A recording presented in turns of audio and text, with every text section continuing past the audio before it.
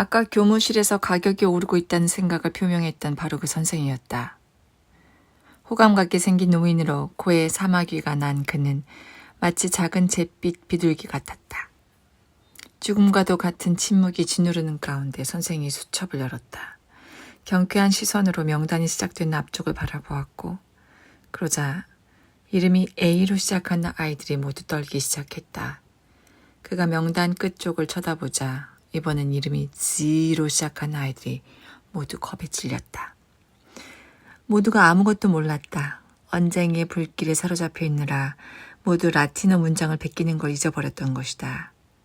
시포는 이미 집에서 예습을 해왔기 때문에 선생님이 요구하는 대로 뭐든 할 수 있었지만 다른 아이들은 아무도 그럴 수 없었다. 나이 든 선생은 자기가 지금 아이들을 얼마나 두렵게 만들고 있는지는 신경도 쓰지 않은 채 기록된 이름들을 다정한 눈길로 훑어보았다. 망설이고 깊이 생각하고 혼자 즐거워하고 마침내 자신 있게 소리쳤다. 미들라콥스키. 하지만 미들라콥스키는 교과 과정에 나오는 카이사르의 글을 번역할 수 없다는 게 드러났다. 더욱이 그는 아니미스 오블라티스가 절대 탈격이라는 것도 몰랐던 것이다. 미들라콥스키. 상냥한 노교사는 진지하게 비난하는 표정으로 말했다. 넌 정말 아니미스 오블라티스가 무슨 뜻인지 문법적으로 어떤 형태인지 모른단 말이냐. 도대체 왜 그것도 모르는 거지? 그는 너무도 슬퍼하며 0점을 기록했다. 그러곤 다시 마음을 가다듬고 나서 새로운 열정으로 이번에는 K로 시작하는 이름 중에서 코페르스키를 골랐다.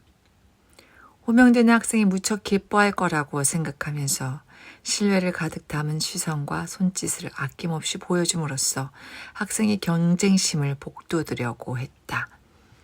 하지만 코페르스키, 코테츠키, 카푸스틴스키, 코에크 아무도 아니미스 오블라티스가 무슨 뜻인지 알지 못했다.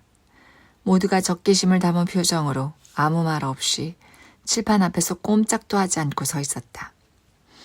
노교사가 순간적으로 실망하고 있다는 게 그의 격렬한 손동작으로 나타났지만 이내 신뢰가 너무 많이 담긴 목소리로 계속 질문을 해대기 시작했다. 마치 뜻밖의 사태에 놀란 사람처럼 그는 매번 자기가 선택한 학생이 격식을 갖추어 제대로 대답하기를 기대하는 것 같았다. 하지만 아무도 대답을 하지 못했다. 이미 수첩에 0점을 10번도 넘게 썼다. 어째서 자신의 신뢰에 대해서 학생들이 이런 무기력한 공포를 나타내는 건지, 왜 어느 누구도 자신의 신뢰를 얻으려 하지 않는 건지 노교사는 도저히 이해할 수가 없었다. 학생들에 대한 신뢰가 지나쳤던 것이다. 그의 믿음은 요지부동이었다. 온갖 방법을 사용해 보아도 증명서를 제출해도 변명을 둘러대도 몸이 아파도 아무 소용이 없었다. 선생은 언제나 모든 것을 이해했고 공감을 표현했다. 뭐라고? 보콥스키? 너의 의지와 상관없는 이유 때문에 예습을 하지 못했다고? 걱정하지 마라. 마지막에 질문하마. 뭐라고? 머리까지 아프다고? 정말 잘됐다. 바로 여기 말리스 카피티스에 대한 격언이 나오는구나. 말리스 카피티스, 두통이란 뜻. 너한테 딱 들어맞지? 뭐라고? 빨리 화장실에 가고 싶다고? 포콥스키, 왜 그러니? 고대인들에게도 이런 일이 있었단다. 카이사르의 군대가 상한 당근을 먹고 나서 한꺼번에 화장실에 가고 싶어 했다는 얘기가 나오는 제5권의 유명한 구절을 보여주마. 군대 전부가 말이다. 포콥스키. 군대 전부가 다 그랬단 말이다. 너무도 훌륭한 고전적인 묘사가 여기 있는데 굳이 서툴게 직접 할 필요가 뭐 있겠니? 이 작품들이 생명인걸. 여러분, 이 작품들은 생명이다. 시폰과 미엔투스에 대해서는 모두 잊어버렸다. 논쟁도 중단했고 모두 더 이상 존재하지 않으려 했고 사라지려고 했다. 학생들은 작아졌고 창백해졌으며 지워졌다. 배를 손과 발을 움츠렸다. 더 이상 지루하지 않았고 지루할 수도 없었다. 모두 겁에 질려 있었기 때문이다. 오래된 글들을 먹고 사는 이 유치한 믿음이 공격해 올까봐 겁에 질려 기다리고 있었다. 걱정에 휩싸인 아이들의 얼굴은 어두운 그림자, 헛개비가 되었다. 도대체 어떤 것이 말도 안 되게 황당하고 허황된 건지도 알 수 없었다. 자기들이 그런 건지 아니면 부정법 대격이 그런 건지 헛소리쟁이 노교사의 끔찍스러운 신뢰가 그런 건지 그것조차 알 수 없는 그런 것이었다.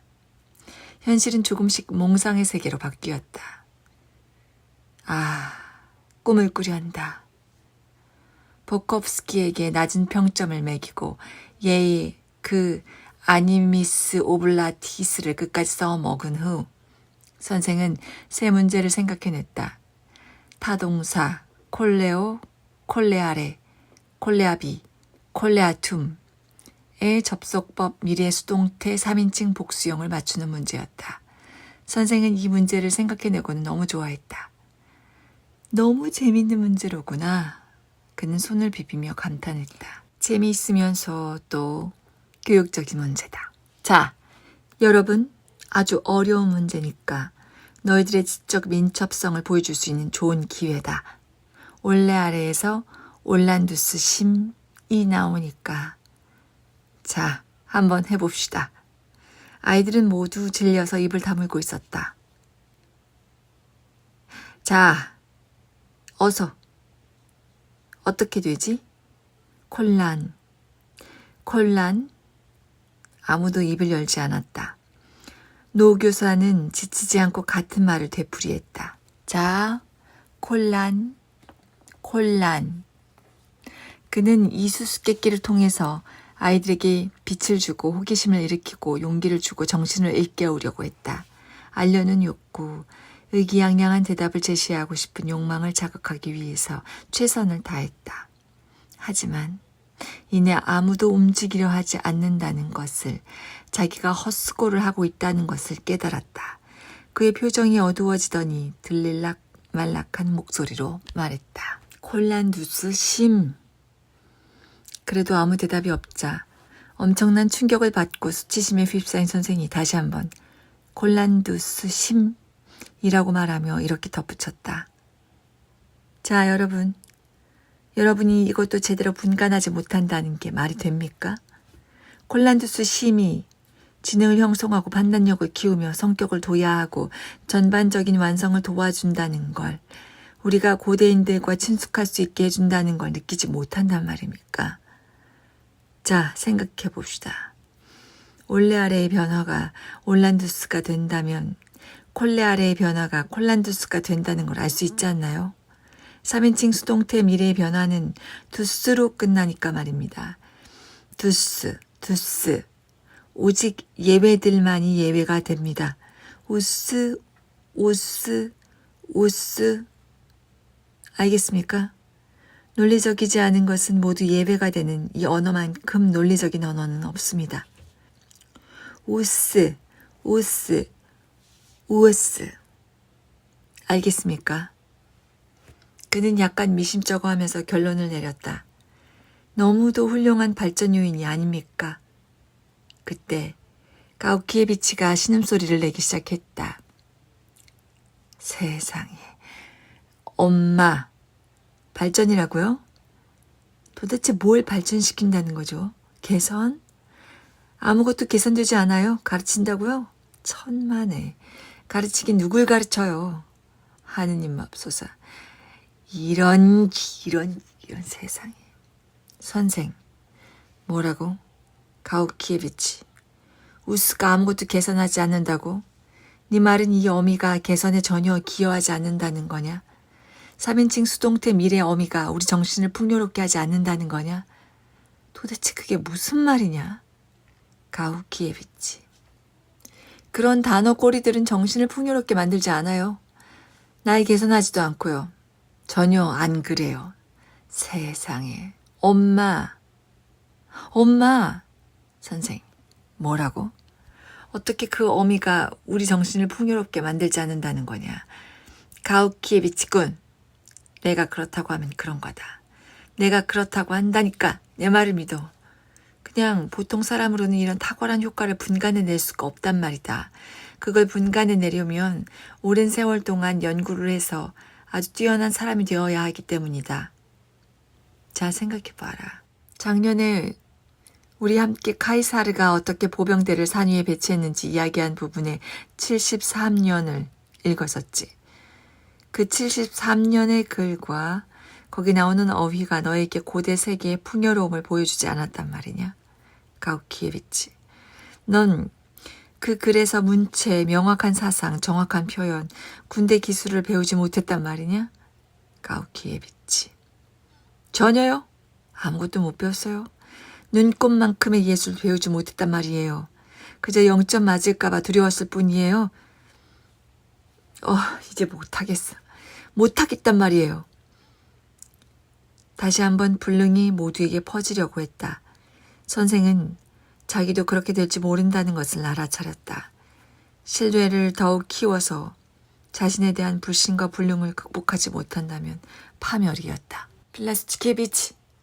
힘이 빠진 선생이 필사적으로 외쳤다. 지난 석 달 동안 우리가 배운 걸 다시 한번 정리해봐라. 사상의 깊이와 문체의 멋을 보여주면서 말이다. 자, 난 믿는다, 신이여. 난 믿겠다.